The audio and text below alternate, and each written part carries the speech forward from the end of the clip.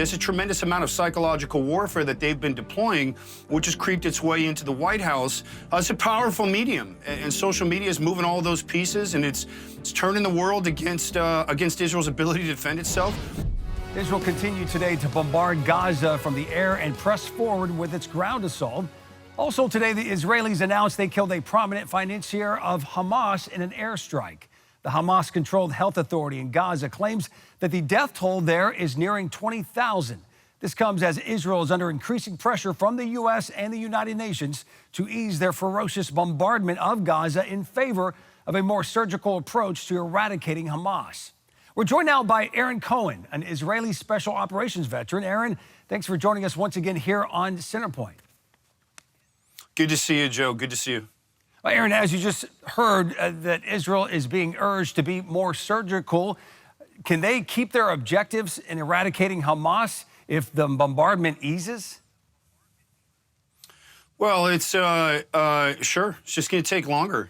The longer the White House administration, the longer Biden, the longer Blinken puts the handcuffs or thickens the handcuffs on Israel, the longer it's going to take. And so what happened here, Joe, is that Hamas has been playing at the heartstrings of the international community for the last 70-plus days. You got to remember, Israel experienced practically a genocide, almost over 1,200 people murdered, women, babies, children, hostages dragged into those tunnels, over 200. And the fact is that there's a tremendous amount of psychological warfare that they've been deploying, which has creeped its way into the White House.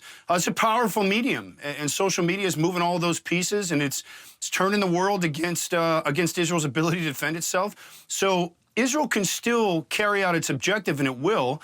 They're just going to have to rely a little bit more on ground forces, a little more on those special operations units, a little bit more on that specialized units that focus on what's called limited penetration room clearing. Is a video that just went viral of a special operations member who killed 2 Hamas terrorists after getting almost hit by a frag grenade in the Shujaiya camp in Gaza, very active area.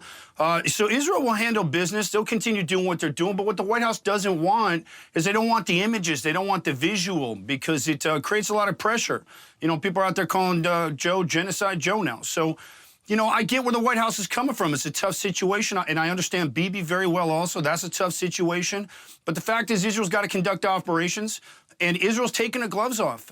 Well, I'm glad you brought up the U.S., Aaron, because the last time you were on here a couple of weeks ago, you said the U.S. needs to take a step down and let Israel take care of its business. And recently you brought up Biden. You said he just needs to shut his mouth. So is the U.S. criticism of Israel undermining Israel's war effort right now with everything they say?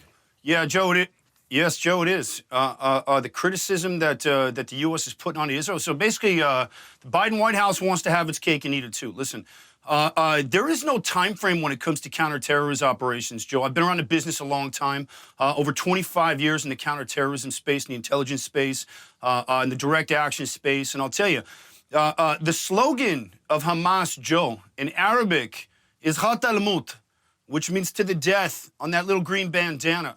And so when you're dealing with a terrorist organization who's so fundamentally radicalized and motivated to die, and to them that's a treasure, then you've got to be able to do whatever it takes to be able to crush that ideology, both in Gaza and abroad. And that will have direct implications here. The longer it takes for Israel to be able to eradicate Hamas completely, the 40,000 plus armed militant terrorists in Gaza, in those 1,200 tunnels down there, those terror tunnels, the greater the risk to U.S. national security, because as you've seen here in the United States, the pro-Hamas rallies have continuously grown.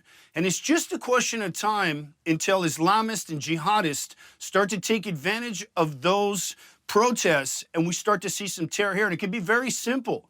It can be active shooters starting to pop off in and around those crowds. And the onus is going to eventually fall on U.S. law enforcement, who I've trained for over 20 years. I'm also a deputy reservist for 15 years with the Sheriff's Agency on the East Coast. And I can tell you that the onus is going to fall on these SWAT teams for active shooter response. So a lot of weapons in the United States, and I don't get political, but there's a lot of weapons in the United States that are legally owned, and it don't take much to put a magazine in and start opening fire.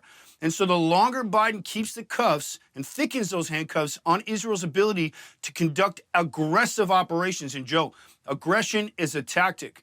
But nobody likes it when Israel hits back. And that's what we're seeing right now. But Israel's going to continue to do its work. But now U.S. law enforcement needs to start getting serious about their training, making sure that their law enforcement agencies, not just their SWAT teams, but their patrol officers and school resource officers, are able to respond to multiple active shooter threats, because that's how easily this could pop off in multiple locations at potentially the same time as the craziness here continues to expand.